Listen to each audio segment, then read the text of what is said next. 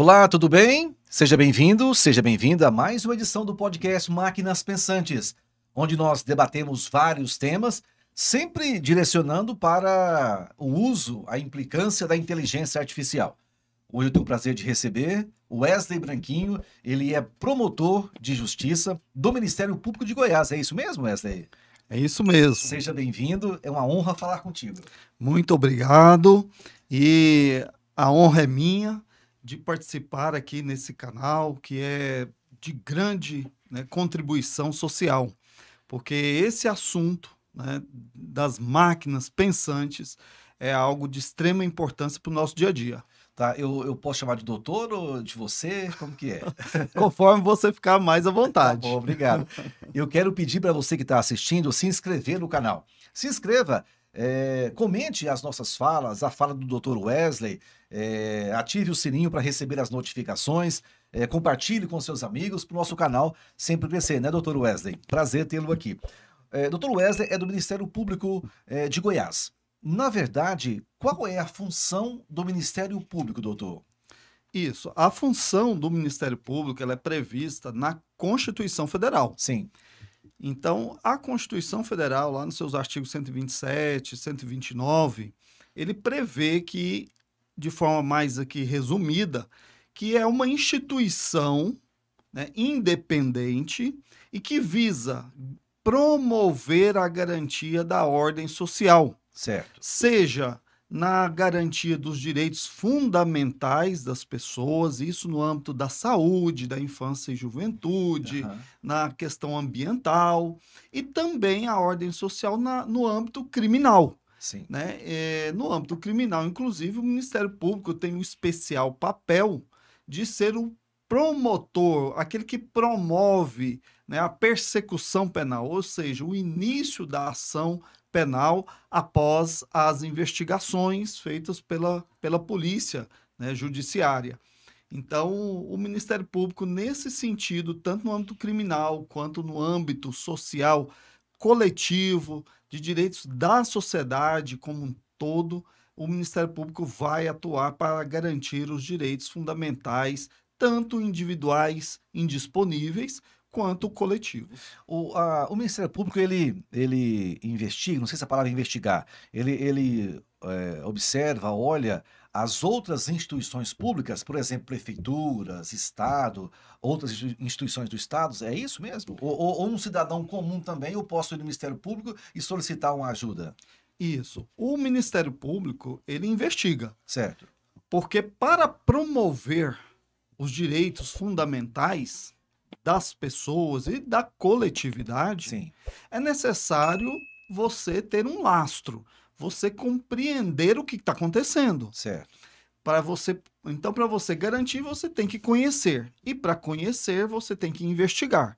Então, no âmbito civil, no âmbito da infância e juventude, da família, no meio ambiente, você investiga para entender a situação e promover as devidas acertos necessários a garantir os direitos fundamentais. No âmbito criminal, regra geral é função da polícia judiciária, que é a Polícia Civil, Polícia Federal, investigar.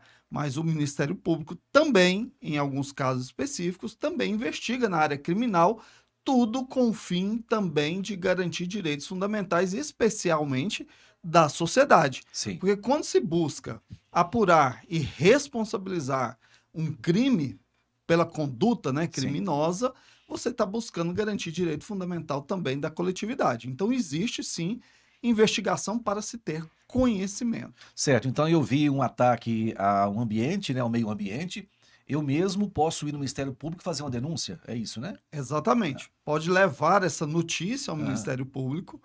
O Ministério Público, então, vai, a partir das suas informações, da informação de qualquer cidadão, fazer o levantamento, compreender o que está acontecendo, buscar provas do que está acontecendo e, a partir desse conhecimento, com devida prova, o promotor de justiça vai buscar garantir com que o direito fundamental seja alinhado né, com o que diz a própria Constituição Federal, com as garantias da vida, da Aham, saúde, né? certo, Então, às vezes se descobre que algo está desalinhado. certo. E aí busca-se alinhar. Esse alinhamento é feito, por exemplo, por meio de acordos, Aham.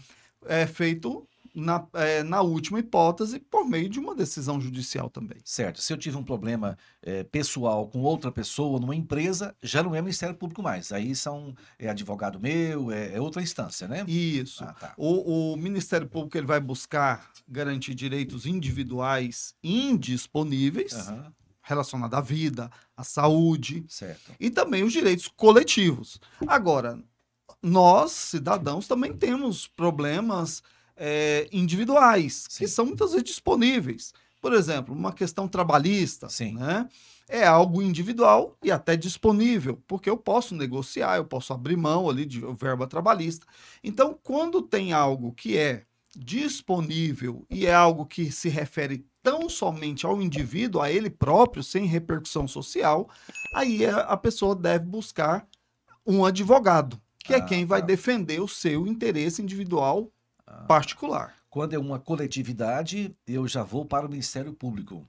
É isso, né? Quando Exatamente. eu, por exemplo, eu estou na fila do SUS aí, a fila não anda, não me atende. Tem muito isso, não tem? Porque eu ouço isso, né? Ah, a minha cirurgia não sai, não sei o quê, né, não me atende. Eu vou no Ministério Público. Eu ouço muito isso. É dessa forma mesmo? Isso. Então, uma deficiência na saúde, né, uma deficiência na saúde, por exemplo, na estrutura do serviço de saúde, Aham. é uma questão coletiva. Sim, Porque, às vezes, uma pessoa pode ter sofrido uma situação, mas aquela situação que ele sofre tem uma repercussão em todos os pacientes que procuram aquela unidade de sim. saúde. Aham. Então, o Ministério Público, olhando a coletividade, né, Certo. vai buscar entender aquela situação e buscar alinhar aquele problema que está sendo apontado. Certo. O Ministério Público Federal, ele age somente nas instâncias federais e os estaduais somente nos estados? Qual que é a diferença exatamente?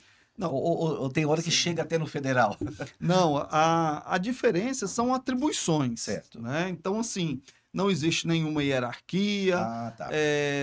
nesse sentido, apenas atribuições. Certo. Então, existem algumas matérias que são da esfera estadual, outras matérias da esfera federal. Aham. Então, nas matérias referente à esfera federal, nós temos o Ministério Público que atua nessas matérias. Sim. Em algumas matérias residuais, né, de âmbito estadual, tem o Ministério Público que atua nessa questão. Então, inclusive, o Ministério Público Federal ele é mais especializado, né, em matérias mais restritas. Certo. Né? E o Ministério Público Estadual é algumas matérias de âmbito estadual e residual. Certo. Doutor Wesley, o senhor tem algum caso que chamou atenção nesse trabalho do senhor? Falou, nossa, esse caso que o senhor possa compartilhar com a gente, sem dizer os personagens, né? Que foi bem, bem enfático na carreira do senhor? São várias situações. Certo. Né? A gente. Algum caso curioso, só para a gente elucidar, né? A gente brilhar essa conversa nossa, que a gente entende melhor, talvez, né? Isso. Uma coisa que é interessante, Ah, chegando na comarca que eu atuo, né, que é um conjunto de 3 cidades e um distrito, surgiu uma dúvida certo. por que existe uma deficiência na execução da política municipal de atendimento à criança e adolescente. Por que existe essa deficiência e existem vários órgãos próprios para o atendimento? Por exemplo, Sim. existe o CRAS, que é um centro de referência de assistência social, o CREAS, que é um centro de referência de atendimento especial, existe conselho tutelar, existe secretaria de assistência social, existe secretaria de educação, e mesmo assim, muitas vezes apareciam ali crianças abandonadas, crianças iam para o fórum, né? Sim. No colo de conselheiro tutelar, em que o conselheiro tutelar não sabia o que fazer com essa criança, né, que estava ali sofrendo uma violência, estava em situação grave de risco. E aí nós percebemos que era necessário que houvesse uma articulação, uma pessoa que articulasse todos os serviços públicos disponíveis no município, Certo. para que então que os serviços pudessem ser executados de forma articulada, de forma concatenada e de forma eficiente. Certo. E então, o Ministério Público, então, instigou a política pública municipal para que se criasse a figura do gerente da rede de atendimento. Certo. E essa figura, ela fez com que todos os serviços disponíveis ao município para o atendimento à criança e adolescente trabalhassem de forma harmônica. Porque, inicialmente, cada um, na sua autonomia, né, não conhecia um ao outro. Eles não se conheciam, não falavam a mesma linguagem, Certo. e nós conseguimos Cada um puxava articular pro seu isso. lado. Cada um puxava para o seu lado. E olha que interessante, no final das contas, levava-se a gestão das medidas protetivas à criança e adolescente para o judiciário. Então, o juiz, ele passava a ser o gestor Entendi. das medidas protetivas da criança e adolescente, a ponto de parecer que o juiz substituía até A família. não, substituía a família É. e substituía o poder público municipal, executivo. Por quê? Porque os órgãos municipais, os vários órgãos A rede de municipais, atendimento. toda a rede parava É. e esperava com aquela velha frase: o que o juiz mandar, eu faço. Então, isso é um erro muito grande estrutural, Aham. que sobrecarrega o juiz da infância e juventude, que não é executor de política pública, Certo. e impede com que os órgãos municipais se autodesenvolvam, se autoconheçam e se autodesenvolvam. Por quê? Porque eles simplesmente paravam e tinham, então, o hábito de esperar A decisão. o que o juiz mandasse. Não, o juiz falou que é assim agora, pronto. Exatamente. É. Não, e o que o juiz mandar, eu vou fazer. É. Se não mandar, não faço nada. Certo. E aí, quando nós criamos essa figura dessa gerência da rede, né, que foi uma construção de toda a comunidade dessas 3 cidades, então a gestão saiu do judiciário, passou a ser de forma harmônica dentro do próprio município, porque o município, pela lei do SUAS, né, Aham. ele tem essa atribuição de atendimento à criança e adolescente no seu município, inclusive em situações emergenciais, Aham. e fez com que os órgãos se conhecessem, falassem a mesma língua e estivessem melhor preparados para o atendimento. E aí eles, então, se desenvolveram. E o judiciário ficou para quê? Ficou para aquelas situações, né, que realmente necessitam obrigatoriamente da intervenção judicial, tal como, por exemplo, um abrigamento, né, Aham. um acolhimento institucional de uma criança. Então, assim, foi uma situação interessante, porque o papel do Ministério Público é muito importante na comunidade, né?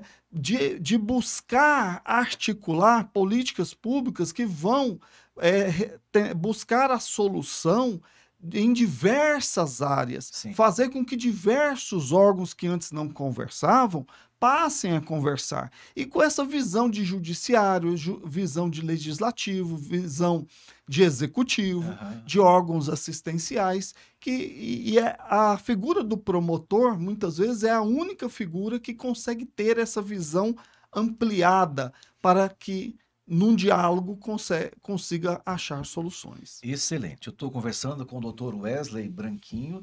Ele é promotor do Ministério Público do Estado de Goiás, né, Dr. Wesley? E o senhor citou aí as 3 cidades. Eu acho que seria prudente a gente falar quais cidades. Uma Sem delas problema. é que o senhor é promotor lá de Guapó, né? Da Exatamente. comarca de Guapó, e mais 2 cidades. Eu acho que a gente até referenciar essas cidades que servem de modelo, talvez, né? Quais são as outras cidades? Sim, a comarca, né, É. se chama Guapó, Sim. né, a sede da comarca é na cidade de Guapó, Aham. mas a comarca é composta por, além da cidade de Guapó, cidades de Abadia de Goiás, Araguaiânia e o distrito de Porcelândia. Excelente. O senhor tem notícia de outras comarcas que fizeram esse trabalho que o senhor fez lá?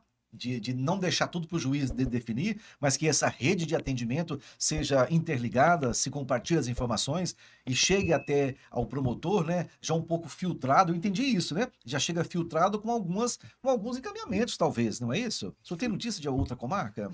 Sim, nós aqui no estado de Goiás, né, nós elaboramos um projeto, né, disso, passamos isso, né, para a administração do Ministério Público, que replica, né, para outras comarcas, né, outros promotores, e na realidade de cada comarca o promotor tem trabalhado, né? Agora, o grande detalhe da nossa comarca é que nós conseguimos essa figura que fosse essa articuladora. Por quê? Porque a gente vê que as reuniões desses órgãos integrantes da rede, ela ocorre em todo o estado. Sim. No entanto, na hora da prática, é importante que haja alguém que seja não de forma superior, mas daquela pessoa que seja o canal de intercomunicação entre os diversos órgãos, né? Certo. Então, assim, isso tem sido, sim, replicado em outras comarcas, claro, conforme a realidade de cada uma. Certo.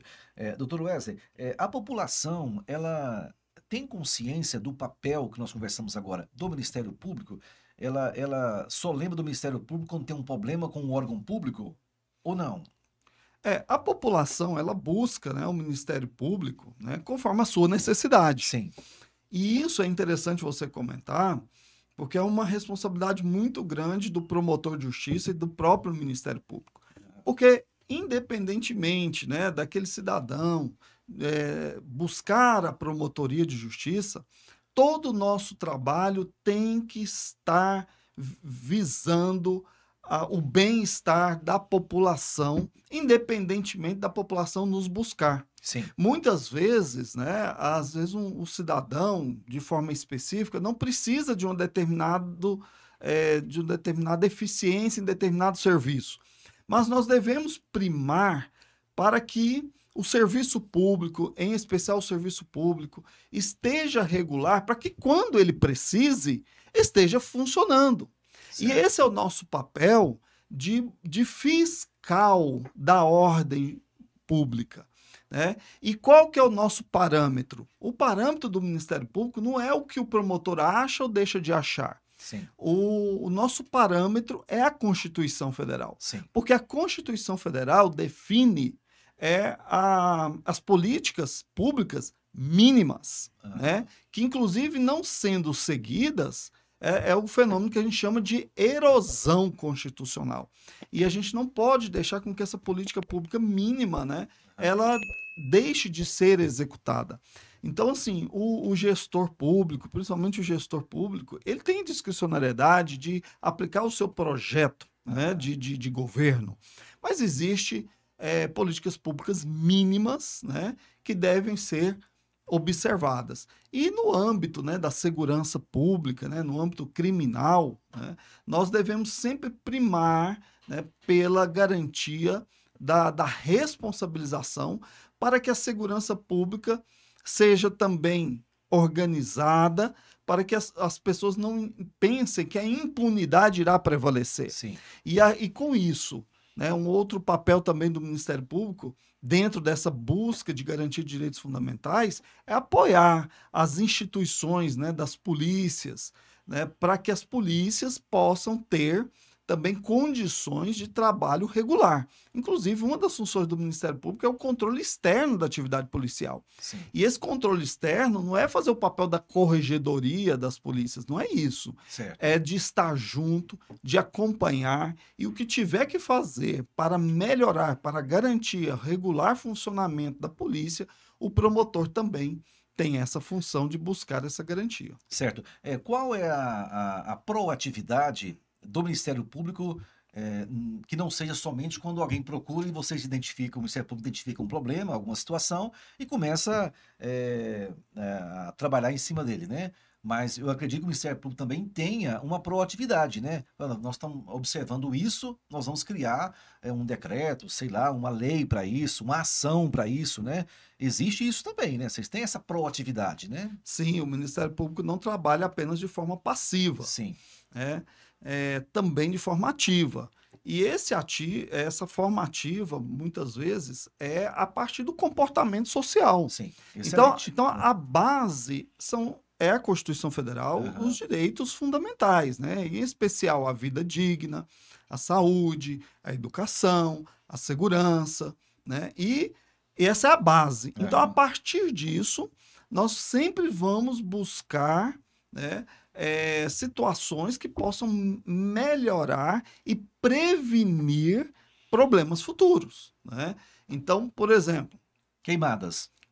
exatamente, por exemplo, queimadas, né? Queimadas, é. Então, existe uma situação, um acontecimento que não é uma coisa de hoje, é Aham, uma situação que, de vez em quando, né, se torna mais complicada, né, afeta mais a sociedade. Então, vamos buscar entender como que está o combate a essa questão. certo. E que combate a essa questão? Não é só ir buscar informação no Corpo de Bombeiros, Sim. mas como é que está o comportamento social? Como que está, né, o comportamento, por exemplo, no município, na fiscalização pelos órgãos ambientais? E mais, por exemplo, vamos trabalhar educação. Educação. Vamos trabalhar, por exemplo, existem empresas, por exemplo, que têm obrigações educacionais.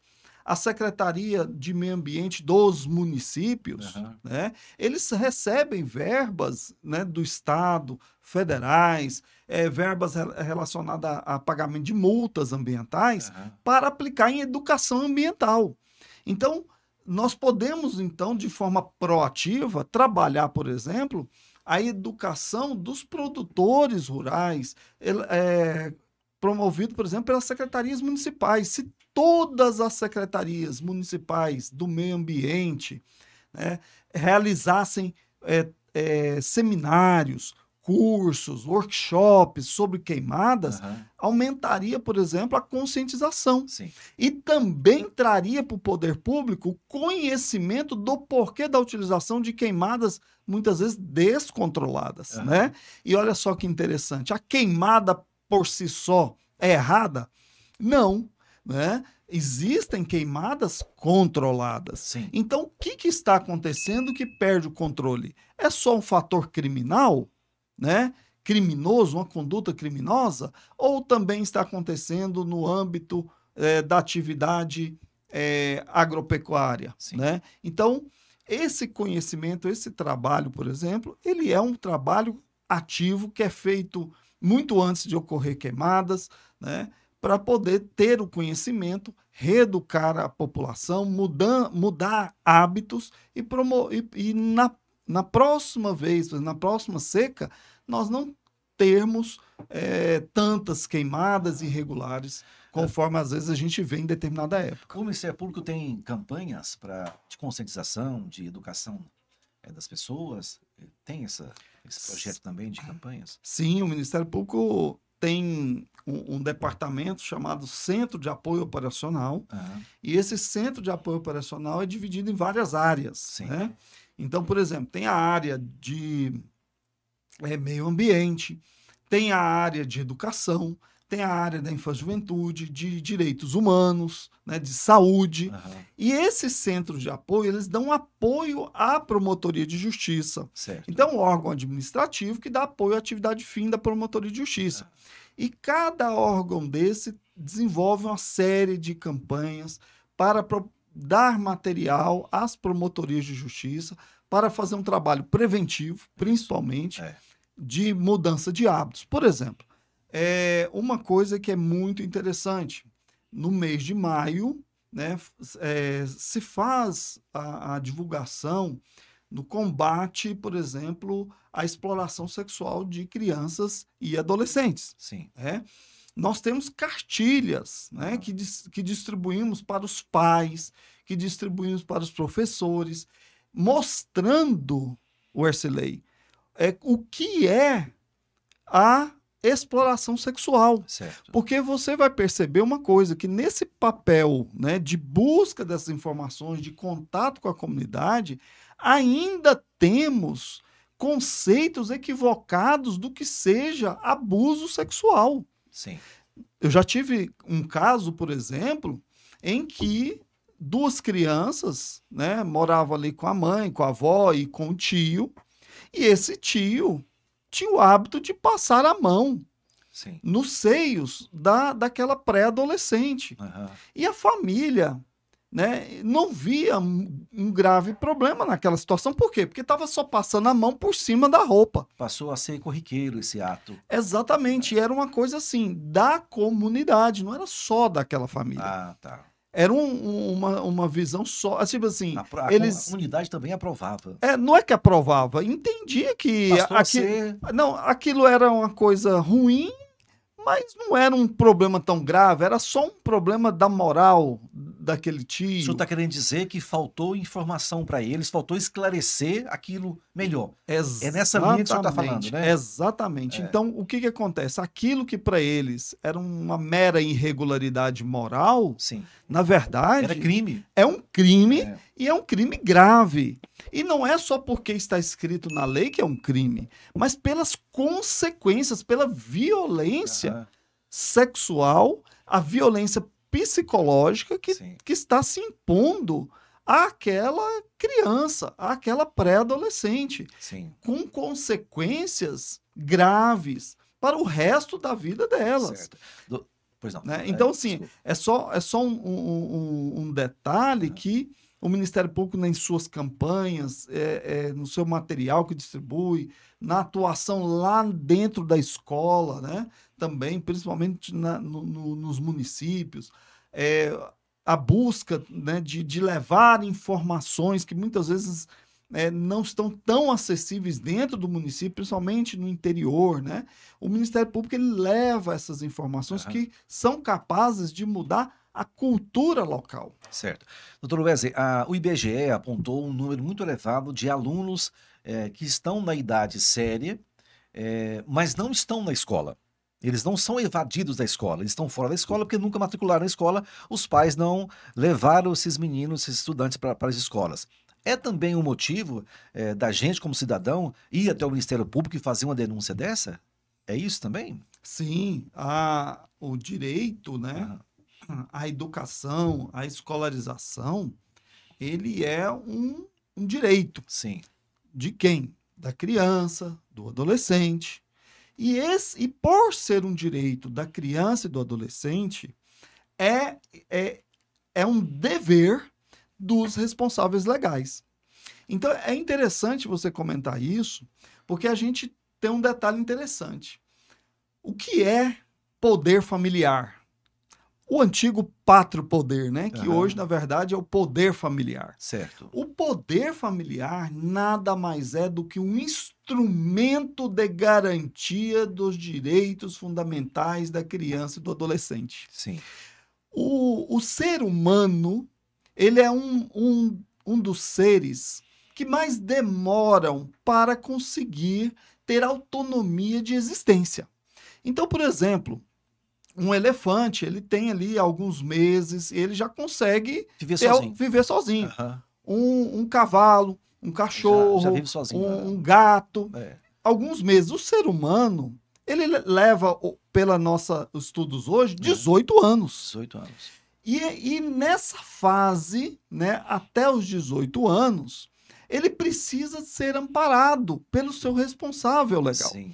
E esse amparo, né, ele é através de um instrumento chamado poder familiar. Então, o poder familiar nada mais é do que um instrumento de garantia dos direitos da criança e do adolescente. Não é um direito de propriedade do pai, da mãe ou de qualquer outro responsável legal. Então, nesse sentido, quando se tem, né, uma evasão escolar, quando a criança, quando o adolescente não está na escola, que é um direito dele, nós temos que buscar e compreender aonde está ocorrendo a falha. A falha está lá no exercício do dever do poder familiar, que deveria estar garantindo esse direito à escolarização? E quando está? Ou a falha está lá no Estado, né? Quando eu falo Estado, não é só o ente do Estado, mas o município, que não tem vagas suficientes. Sim. Então, primeiramente, é buscar compreender onde está o problema, a deficiência estrutural. E aí, então, o promotor vai atuar diretamente aonde está o problema. Se o problema for na família, no exercício do poder familiar, então vai se buscar então dar o suporte a essa família. Esse suporte aí é onde que entram os organismos da rede de atendimento à criança e adolescente. Mas o pai vai falar que tirou da escola para trabalhar.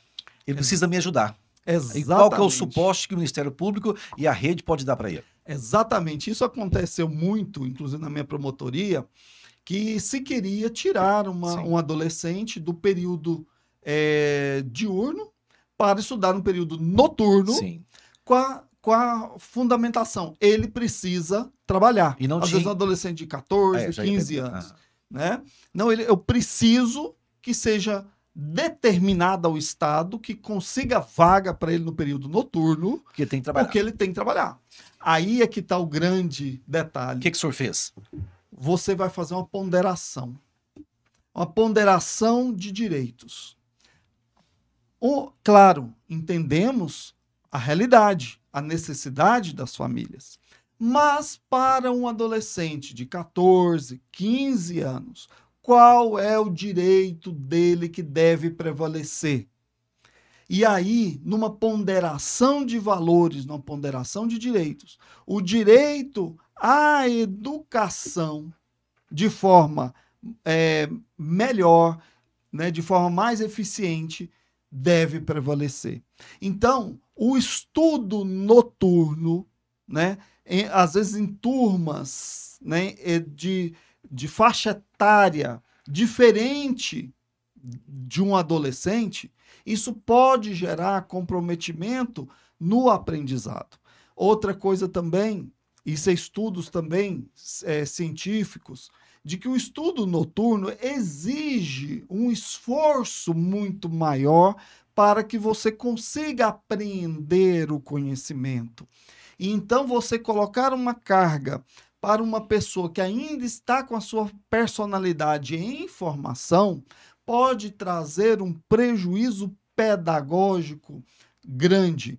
E outra coisa também, impor a um adolescente uma carga de trabalho diária, né, de trabalho, de um dia todo, e depois mais um estudo noturno, com todas as dificuldades, né, da sua faixa etária, isso pode comprometer o seu conhecimento e, por consequência, vai comprometer a acessibilidade dele a melhores postos de trabalho no futuro. Ok, mas e aí? Aí ele voltou pro matutino. Ele não estudou à noite. Não estudou à noite. O pai aceitou. Exatamente. E aí o que nós fazemos? Vamos analisar qual a necessidade da família. Certo. E aí, a partir dessa necessidade da família, nós vamos buscar os outros órgãos de apoio à família para dar o suporte para que aquela família desenvolva bem o seu poder familiar. Então, por exemplo, então nós estamos aqui com dificuldade de comprar alimentos. Ok, a solução não é impor uma carga de trabalho e uma carga de estudo incompatível com a idade do adolescente. Mas a solução é nós buscarmos o apoio estatal para que você tenha, então, condições de passar por essa dificuldade material. Aí é onde que entra o quê? Os programas, né, assistenciais à família. Excelente. Um exemplo aqui, vou criar uma situação hipotética. Eu estou percebendo que uma criança vizinha minha está sendo maltratada, né, não está na escola. Eu posso ser penalizado também por eu não fazer essa denúncia?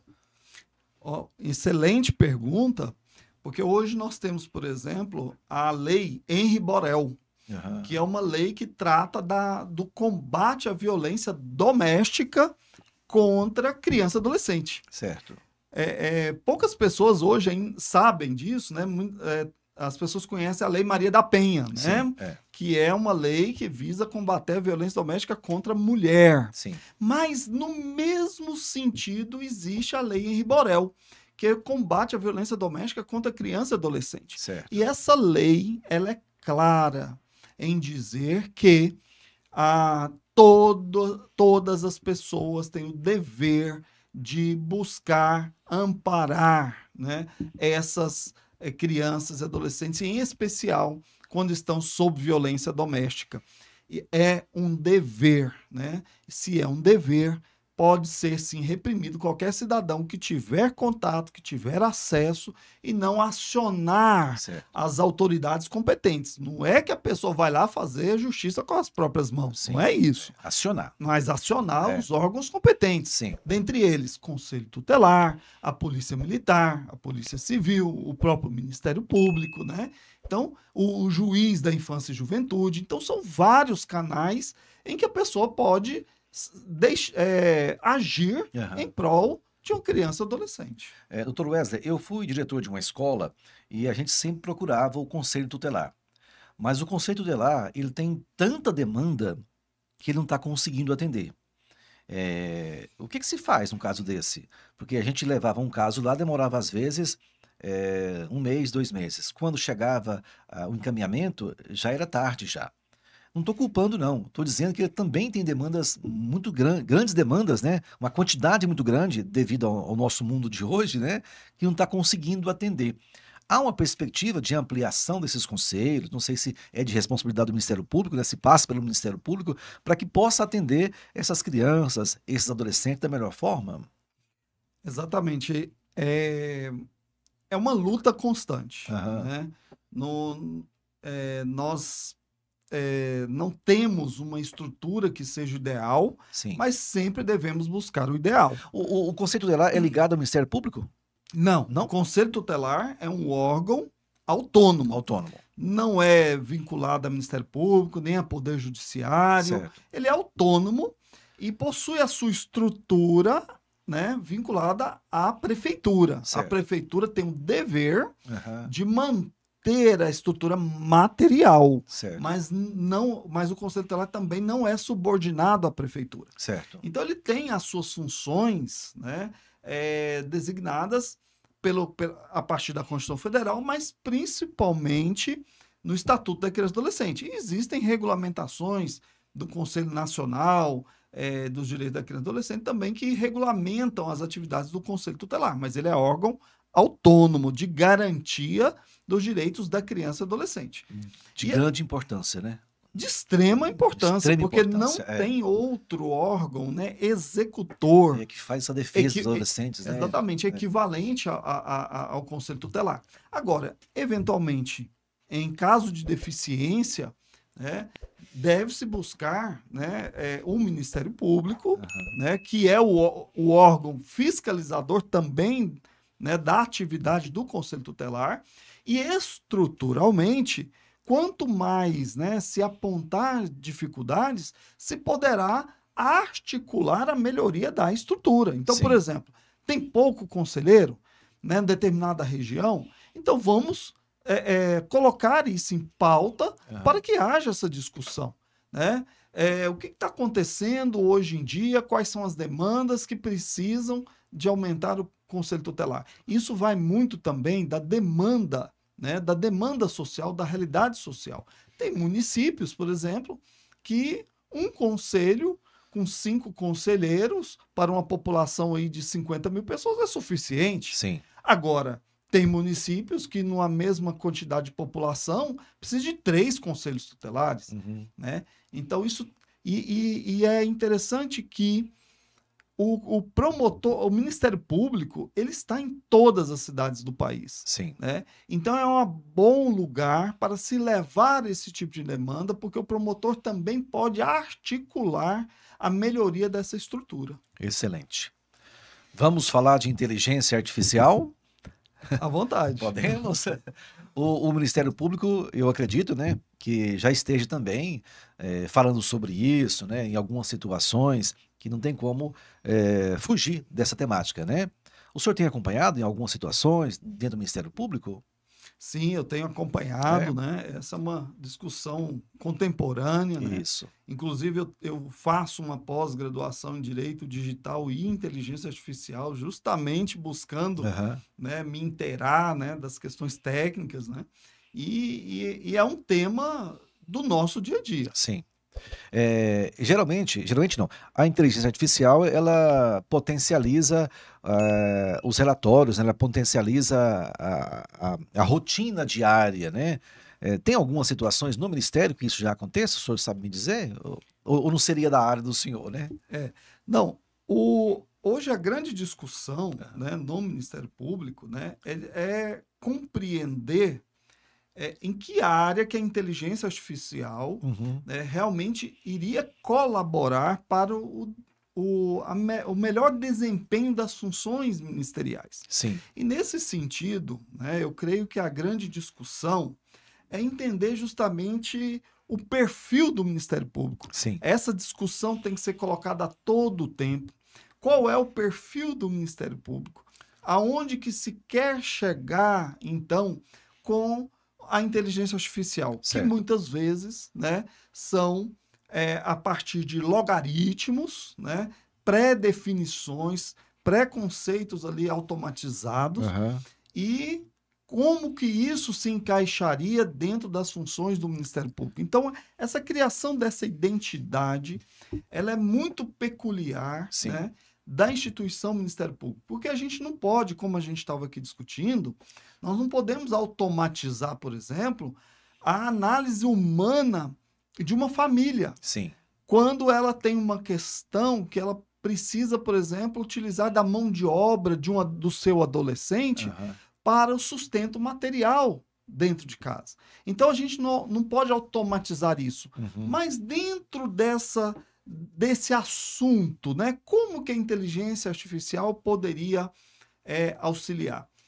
E aqui, se você me permite, eu posso dar um exemplo de uma Perfeito. discussão atual. Perfeito. Nós estamos discutindo muito nos municípios, por exemplo, como trabalhar crianças, adolescentes com deficiência, em especial autistas. Sim. Né? Existe uma grande dificuldade hoje do trabalho humanizado com essas pessoas. Aham. Mesmo porque não são todas as pessoas iguais. Sim. Cada um tem a sua característica, né? Dentro do espectro autista, mas cada pessoa tem a sua peculiaridade. Então, como trabalhar o atendimento dessas pessoas? E aí, eu aprendi, inclusive, né, a partir aqui de uma das suas entrevistas, que dentro do conceito do que seria inteligência artificial, seria customização. Isso. Né? A customização de uma determinada atividade. Isso. Né? Essa customização seria você buscar a inteligência artificial de forma particularizada, né? Para cada assunto, para cada área do desenvolvimento. Então, por exemplo, nós poderíamos, sim, fazer uma análise prévia a partir das características individuais da pessoa, nós buscarmos ali um parâmetro básico, né, de atendimento. Uhum. E a partir desse parâmetro básico, proporcionar com que o humano, né, o profissional, o pedagogo, por exemplo, né, ele possa, então, aperfeiçoar a forma com a qual ele vai trabalhar aquela pessoa. Então, ele não partirá do zero. Sim. Então, por exemplo, no Ministério Público mesmo, um exemplo, o que está acontecendo? Queimadas. Por que, por exemplo, na região de Iguapó e região está tendo muita queimada? Aham. Por que nós estamos tendo um problema de saúde, problema no atendimento de saúde? Muitas crianças ou muitos adultos não estão tendo, por exemplo, acesso a medicamentos do SUS. Para, por exemplo, fazer esse diagnóstico, Aham. podemos criar uma inteligência artificial, um software com uma linguagem, um logaritmo já pré-estabelecido, em que a partir de dados que eu coleto, E alimentando, né, essa... exatamente, a partir de dados que eu vou alimentando, né, esse sistema, ele possa me ajudar a traçar um perfil Sim. que vai me auxiliar, então, a compreender melhor a realidade local, e a partir dessa melhor compreensão, eu posso, então, exercer de forma mais eficiente e mais eficaz o meu trabalho. Olha que interessante. Ao invés de eu manualmente e, às vezes, né, de uma percepção subjetiva, Sim. achar uma coisa e aí buscar a solução através de vários erros, com um software de inteligência artificial, com logaritmos já prontos, que trazem vários conhecimentos, eu consigo encurtar o caminho do acerto. Por quê? Porque vários erros que eu cometeria, esse software, esses logaritmos, já sanaria, já passaria por cima para que eu, então, como humano, possa, então, ter um melhor conhecimento e eu erre menos, ou eu já tenha superado erros que outros cometeram na evolução, e eu não vou precisar mais cometer. Certo. Assim como a inteligência artificial, ela traz todos esses benefícios que o senhor citou aí, doutor Wesley, ela também tem um lado maléfico, né? Até lá no meu perfil no Instagram, coloquei um vídeo lá, né, feito por inteligência artificial, um vídeo um pouco assustador. E o Ministério Público já agiu em situações onde foi usado a inteligência artificial e isso foi prejudicial à população, à sociedade, e o Ministério Público teve que agir? O senhor tem conhecimento de caso assim? Olha, hoje em dia, né, essas chamadas, né, fake news, né? Deep news, deep fake, né? Exatamente, todos esses usos, né, maléficos, né, elas são estudadas e investigadas pelo Ministério Público. Sim. Para você ter uma ideia, existe um grupo de atuação especializado, né, em organizações criminosas, e dentro desse grupo existe um departamento especializado, né, em questões de informática, né, que é o chamado CyberGaeco, né? Então são uma estrutura composta ali, interprofissional, né, composta por policiais, por promotores de justiça, por analistas, né, em informática, que fazem justamente esse trabalho e esse combate. E nós, né, do Ministério Público, estamos muito atentos a essa questão, especialmente nessa época eleitoral, né, porque se utiliza, né, às vezes de forma indevida para prejudicar os outros, a inteligência artificial. E qual que é o nosso principal cuidado? É justamente de nos lastrearmos de certeza, de veracidade, em face de qualquer informação que nos chega. Né? E se houver, né, a utilização de inteligência artificial para prejudicar a coletividade, como eu disse, nós temos um órgão especializado, que é o CyberGaeco, capaz hoje tanto de investigar quanto de orientar os promotores em cada uma das suas cidades. Eu tenho uma entrevista aqui no canal com o doutor Roberto Neiva, ele é o desembargador do TRE, do Tribunal Regional Eleitoral de Goiás, que falou muito sobre isso. Mas aí, enquanto o senhor falava, eu pensei aqui agora. Há situações onde, estou falando de eleições agora, há situações onde chega até o Tribunal Regional Eleitoral e de repente fala, não, isso aqui é Ministério Público. Ou não, ou essa investigação se restringe ao TRE, ou vai chegar também ao Ministério Público? Isso. Quando há necessidade, né, de investigações, regra geral, a Justiça Eleitoral, ela encaminha ao Ministério Público. Ah, é? Né? Ah, tá. Por quê? Porque a Justiça Eleitoral, ela é o poder judiciário, Sim. Né, que tanto vai processar e julgar demandas relacionadas a questões eleitorais, quanto a parte administrativa, Sim. que é justamente da organização das eleições. Sim. Mas a investigação propriamente dita, isso é feito pelo Ministério Público e pelas polícias, em especial a Polícia Federal. Sim. Né?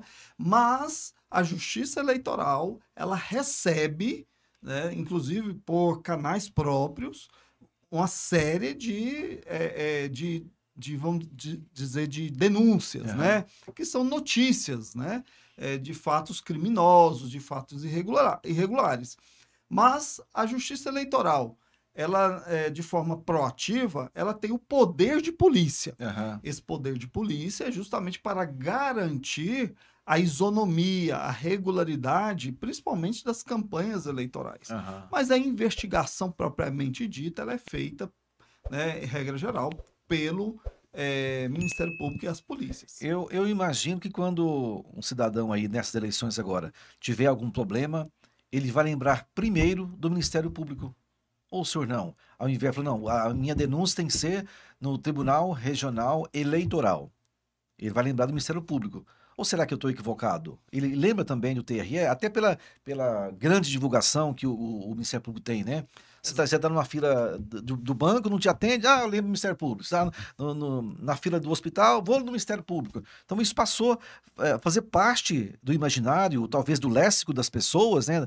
Do cérebro das pessoas, que o Ministério Público é a instância que a população recorre para resolver aquilo que outros órgãos não resolveram. Eu tenho essa impressão que as pessoas pensam assim. Isso, exatamente. O Ministério Público, né, dentro das suas funções típicas, ele precisa divulgar, né, os seus canais de acesso à população. Uhum. E mostrar justamente uma das suas prerrogativas, que é o quê? A independência. A independência funcional, que é uma independência administrativa e uma independência funcional. Uhum. Então, se há uma deficiência, né, aparente ou não, né, em qualquer órgão de execução de políticas públicas, o Ministério Público é o órgão fiscalizador, né, de toda essa estrutura da ordem social. Eu acho que nem é deficiência. Eu acho que as pessoas lembram primeiro do Ministério Público. Talvez uma falta de divulgação, talvez, né? De procurar os órgãos certos, né? Eu acho, Sim, isso acontece também, né? Isso acontece também, né? Então, assim, pode buscar o Ministério Público, não tem problema, porque uma das nossas funções como serviço público também é orientar. Sim. Muitas vezes, sim. uma coisa que acontece muito, um problema que parece simples, mas acontece muito, a pessoa precisa de um determinado medicamento e acaba de sair ali do consultório médico, de um posto de saúde, e no interior acontece muito. As pessoas vão primeiro na promotoria de justiça para conseguir o remédio. Eu já presenciei isso. Né? Isso acontece muito. Muito né? mesmo. Precisa de uma criança, precisa de um leite especial devido a uma questão de alergia ou alguma situação. Ela procura primeiro a promotoria. Né? E, na verdade, a promotoria não vai executar aquela política pública de saúde relacionada a remédio ou a um leite especial. Mas aí é onde que nós vamos orientar primeiro a procurar o órgão adequado da Secretaria de Saúde. Agora, caso a Secretaria de Saúde, o Sistema Único de Saúde, né, não consiga atender aquele cidadão, aí o Ministério Público entra com a finalidade de verificar o que está acontecendo e tomar medidas adequadas para que aquela estrutura de saúde funcione adequadamente. Entendi. Não é que o Ministério Público vai arrumar o leite, vai arrumar... Não, em momento algum vai fazer isso. Vai devolver o caso para a instituição que é responsável. Exatamente, para que exerça a obrigação que está na Constituição, que é da eficiência. E a função do Ministério Público é fazer que esse órgão funcione corretamente. Fiscalize esse funcionamento. Não está funcionando sozinho, de forma regular...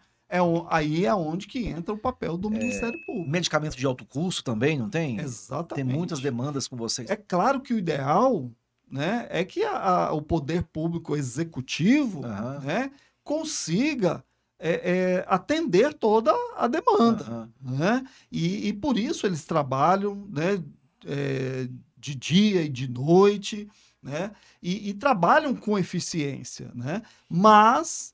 ocorrendo alguma situação que não atenda ali aquele cidadão, o Ministério Público está ali, primeiro, para dialogar. Sim. primeiro para dialogar, verificar qual a questão, o que está acontecendo, qual o problema, né? E muitas vezes, né, o Ministério Público ele media a solução consensual. Certo. Porque às vezes, o problema às vezes é de comunicação também. Então nem sempre é um problema de deficiência no serviço público. Às vezes é de comunicação, de diálogo, de compreensão. E o Ministério Público, em busca da solução efetiva, que é o atendimento à necessidade do cidadão, ele proporciona esse diálogo, né? E esse diálogo institucional, Wesley, ele é republicano. Sim. Ele é necessário, né? O Ministério Público, ele tem o dever de conversar, de dialogar e de esgotar todas as vias extrajudiciais de solução do problema, que é justamente o atendimento dos direitos fundamentais. Certo. 2 perguntas. Quando que eu devo procurar o Ministério Público e quando que eu não devo procurar o Ministério Público? A busca do Ministério Público, né, sempre pode ser feita. Qualquer um dos seus canais, seja telefone, seja a própria Promotoria de Justiça, seja no site do Ministério Público, que tem um link próprio para atendimento ao cidadão, que o cidadão pode procurar, inclusive, de forma anônima, né, para denunciar uma série de situações que ele está visualizando, né? Agora, não procurar o Ministério Público é se você não souber o que você quer do Ministério Público, né? Uma situação onde que não é do Ministério Público. Por exemplo, questões individuais disponíveis. Por exemplo, eu tenho uma questão trabalhista, né? Saí do emprego e tem hora extra para receber. Não, é procurar um advogado, certo, né? Por exemplo, bateram no meu carro, né? Bateram no meu carro, quero uma indenização. Então tem que buscar um advogado, né, para se orientar. Eu preciso de uma orientação sobre uma questão eleitoral, eu sou candidato, quero saber se eu posso fazer isso ou não posso fazer aquilo, ou estou comprando um imóvel, ou então eu tenho uma casa que eu comprei há 20 anos atrás, nunca escriturei, eu quero uma orientação do promotor. Não, essas questões de assessoria, consultoria, né? Sim. Isso é uma atividade própria da advocacia. E o promotor não pode se arvorar na função da advocacia. Sim. Né? Então ele deverá procurar um advogado. Então, isso acontece muito nas promotorias, especialmente do interior. As pessoas querem procurar o promotor para buscar consultoria da sua vida particular, assessoria do que faz, deixa de fazer, né? E na verdade, a gente sempre orienta, né? A gente recebe, atende sim, qualquer pessoa, mas ao final a gente vai orientar. Consultoria e assessoria, né? E a defesa de um direito individual disponível seu, e você deve buscar um advogado para que você tome a sua melhor decisão. Doutor Wesley, eu sou de Itaúsu. É uma cidade pequena, 8.000 habitantes, e a figura do promotor na cidade, vou usar a palavra, fica no imaginário das pessoas novamente, né? Como o senhor disse aí. Quando trocava a promotoria, o promotor, a cidade toda ficava curiosa para saber quem era a pessoa. Porque naquela época, não muito distante de agora, não sou tão velho, era a pessoa de maior respeito, não sei se a palavra seria respeito, de maior idolatria na cidade. Era ele que tinha essa fala, né, essa consultoria. Era mais que o prefeito, era mais do que a Câmara de Vereadores, né? Ainda é assim, já que o senhor também é promotor de uma promotoria que chama, né? Sim. De uma cidade também pequena, né? Guapó, né? Exatamente. Tem esse tipo de reconhecimento também com o senhor? Na verdade, né, a visão que a gente procura passar, né, é a visão de legitimidade da atuação do Ministério Público. Certo. Em que sentido? De que cada um tem a sua função. Então, o promotor não é mais, né, do que nenhuma outra autoridade. Certo. Ele possui a sua função, é uma autoridade também pública, né, mas não significa que ele é mais do que o prefeito, do que um vereador, do que um juiz, do que um delegado, do que um secretário, né, municipal, de maneira nenhuma. Sim. Mas o promotor, ele tem uma legitimidade, como eu disse, de como órgão autônomo, né? Um órgão que visa o bem comum da comunidade local. Sim. Ele é, muitas vezes, o mediador da busca de soluções. Certo. Então, muitas vezes, né, a busca de uma determinada solução passa por uma necessidade de alteração legislativa. Certo. Por exemplo, a gente precisa melhorar, por exemplo, a estrutura legislativa da política municipal de atendimento à criança e adolescente. Uhum.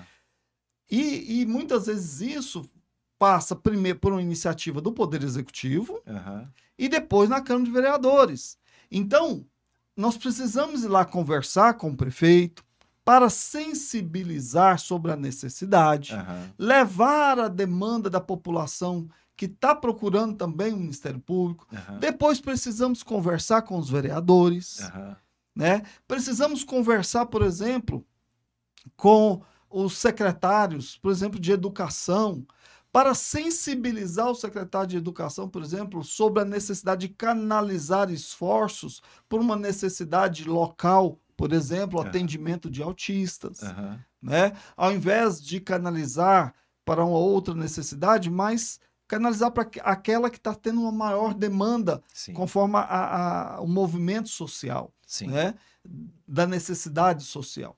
Então, o promotor, né, ele tem que ter essa compreensão de que, na verdade, ele tem uma responsabilidade de, dentro da sua autonomia, ter esse diálogo republicano para que, de uma forma profissional ou multiáreas, ele consiga articular também soluções eficazes para diversos problemas.